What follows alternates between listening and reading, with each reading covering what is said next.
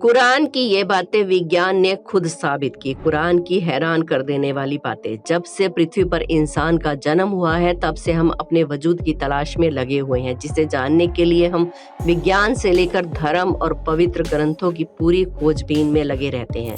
क्योंकि विज्ञान हमारे अस्तित्व को लेकर कुछ और कहता है और दुनिया भर के जितने भी पवित्र ग्रंथ हैं उनकी कहानी कुछ अलग ही बताती है। लेकिन इस्लाम धर्म को मानने वाले लोगों की सबसे पवित्र किताब कुरान में कुछ ऐसे रहस्य छिपे हैं जिसे सुनने के बाद आपके भी होश उड़ जाएंगे। वीडियो शुरू करने से पहले हमारे चैनल अनोखी दुनिया को सब्सक्राइब कर लें और बेल आइकन को प्रेस करना बिल्कुल भी ना भूलें। जैसा कि आप और हम सब जानते ही हैं कि कुरान एक धार्मिक किताब है, लेकिन फिर भी इसमें कई सारे साइंटिफिक और हिस्टोरिकल फैक्ट्स मिलते हैं, जिनमें से कुछ बातों को समझने में हम सफल हो गए हैं, लेकिन कुछ ऐसी बातें कुरान में अभी भी लिखी हैं जिनके रहस्य अभी भी हमारे दिमाग में घूमते रहते हैं, लेकिन हम उनकी भविष्यवाणियों को अभी तक नहीं समझ पाए हैं। आज हम आपके लिए इस वीडियो में कुछ ऐसे फैक्ट्स लेकर आए हैं जो कुरान में कहे गए हैं, लेकिन आज साइंस उन्हें प्रूव करती जा रही है। जैसे कि सबसे पहले नंबर पर है जीवन की उत्पत्ति। हम सब जानते ही हैं कि पानी हमारे लिए कितना ज़रूरी है। इंसान बिना खाए रह सकता है, लेकिन पानी के बिना रहना मुश्किल है। जीवन की उत्पत्ति भी पानी से ही हुई है और साइंस ने भी ये बात प्रूव की है कि हमारे हर एक सेल में 70% पानी होता है।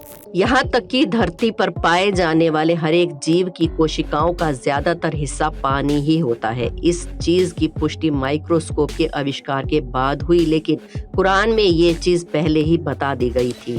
नंबर 2 पर है लोहा। दोस्तों, हम सभी किसी न किसी रूप में लोहे का इस्तेमाल करते हैं, लेकिन क्या आपको मालूम है कि लोहा प्राकृतिक रूप से धरती पर पाए जाने वाली धातु नहीं है। ये धरती पर अंतरिक्ष से आया है।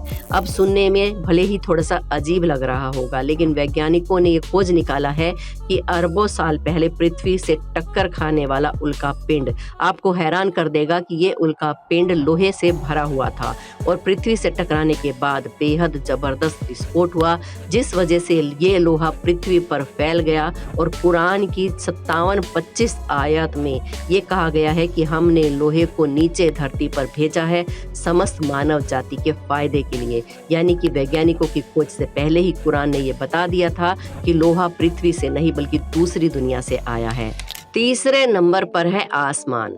कुरान में लिखा है कि आसमान हमारी हिफाजत करता है। ये तो आप बचपन से ही सुनते आ रहे हैं कि पृथ्वी को सूर्य की हानिकारक किरणों से बचाने के लिए आसमान एक बहुत ही महत्वपूर्ण रोल अदा करता है, क्योंकि सूर्य से आने वाली रेडिएशन बहुत ही ज्यादा खतरनाक होती है और आसमान ना होता तो वो रेडिएशन पृथ्वी पर मौजूद सभी जीवों को जलाकर नष्ट कर चुकी होती। आसमान पृथ्वी के चारों ओर लिपटे कंबल की तरह है, जो पृथ्वी को जमाने वाली ठंड से भी बचाता है। आकाश के ऊपर का तापमान लगभग -270 डिग्री सेल्सियस है। आकाश पृथ्वी पर ग्रीन हाउस इफेक्ट पैदा करके यहाँ के जीवन को सूर्य की रेडिएशन और अंतरिक्ष में जमा देने वाली ठंड दोनों से बचाता है। और यही चीज कुरान की 21-32 आयत में लिखा हुआ है कि हमने आसमान को तुम्हारे लिए हिफाजत की छत बनाया है और तुम हमारे इशारों को नजरअंदाज कर रहे हो। नंबर 4 पर है झूठ और हमारी हरकतें। अबू जलील नाम का एक बहुत ही अत्याचारी और निर्दयी शासक पैगंबर मोहम्मद के समय में राज करता था। अल्लाह ने कुरान में उसको चेतावनी देने के लिए 96, 15 और 16 की आयत में कहा है कि इस बात में कोई शक नहीं है कि अगर ये आदमी अपनी हरकतों से बाज नहीं आया तो इसके मत्थे को पकड़कर घसीटेंगे, ऐसा मत्था जो झूठ और पापी है। अल्लाह ने कुरान में उस शख्स को झूठा और पापी नहीं कहा था, बल्कि उसके माथे को कहा था, जो कि दिमाग का अगला हिस्सा होता है। उसी को कुरान में झूठा और गुनहगार कहा गया है। कुरान में माथे शब्द का इस्तेमाल 2 वजह से खास तौर पर किया गया है। पहली ये कि हमारे दिमाग के सामने वाला हिस्सा ही हमारी सोची समझी हरकतों का जिम्मेदार होता है, और दूसरा ये कि हमारे दिमाग का यही आगे वाला हिस्सा झूठ बोलने के काम को कंट्रोल करता है।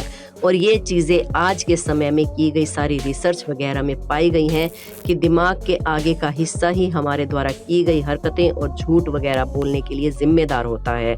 और दिमाग के इस भाग को फ्रंटल लॉब कहा जाता है, जिसके बारे में हमें 20वीं सदी आने के बाद मेडिकल इक्विपमेंट आने के बाद पता चला, लेकिन कुरान में इस तरफ पहले ही इशारा किया जा चुका है।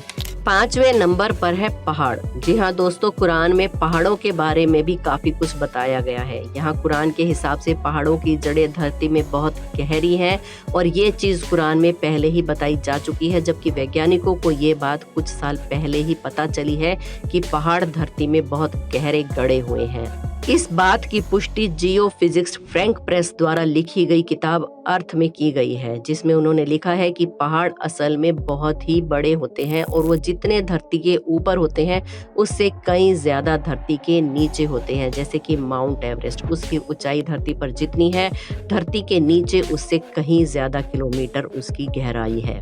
इसका पता वैज्ञानिकों को 20वीं सदी में तब चला जब टेक्टोनिक प्लेट्स तकनीक का इस्तेमाल किया गया। उससे पहले तो लोगों को लगता था कि पहाड़ केवल ऊंचे होते हैं और नीचे गहराई में सिर्फ समतल जमीन होती है। नंबर 6 पर है ब्रह्मांड का विस्तार। दोस्तों, जब खगोलीय विज्ञान अपनी शुरुआती दौर में था तब कुरान के 51-47 आयत में ये कहा गया कि ब्रह्मांड को हमने अपनी शक्तियों से बनाया है और इसको हम बढ़ाते रहेंगे।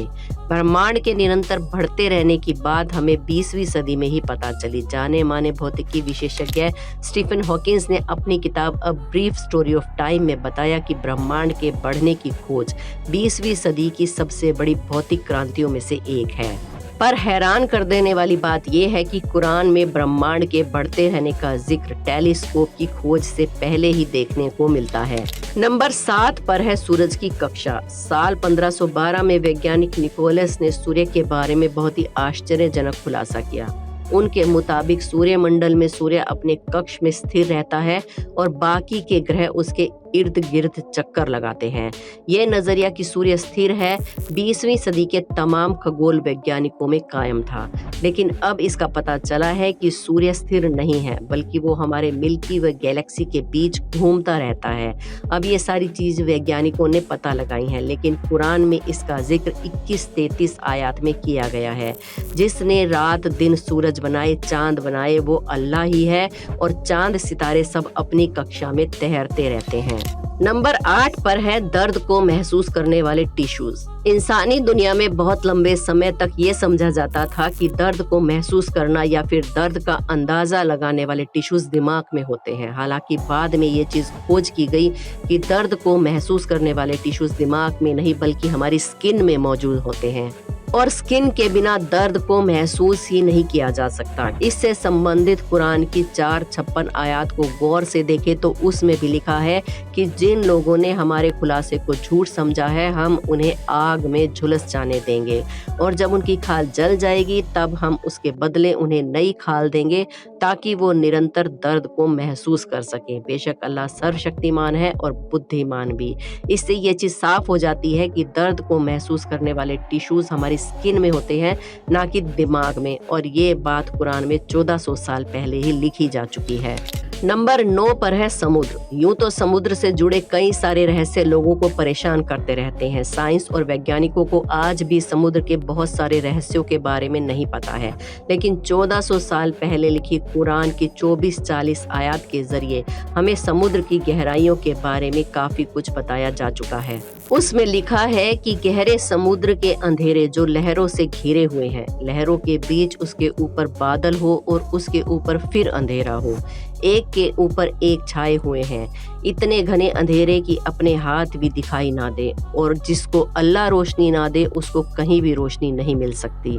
आमतौर पर यह समझा जाता है कि लहरें समुद्र की ऊपरी सतह पर ही चलती हैं, जबकि वैज्ञानिकों ने हाल ही में पुष्टि की है कि लहरें केवल समुद्र की ऊपरी सतह पर ही नहीं बल्कि नीचे भी होती हैं। ये लहरें इंसानों को दिखाई नहीं देती, लेकिन इनका पता कुछ खास यंत्रों के द्वारा लगाया जा सकता है। लेकिन कुरान में बिना किसी यंत्रों के समुद्र के नीचे होने वाली लहरें और उसके राज को खोलकर रख दिया है, वो भी आज से कई सालों पहले। आज की वीडियो में बस इतना ही। वीडियो पसंद आई हो तो एक लाइक जरूर करें, हमारे चैनल अनोखी दुनिया को सब्सक्राइब कर लें और बेल आइकन को प्रेस जरूर कर लें। मिलते हैं एक और वीडियो में। धन्यवाद।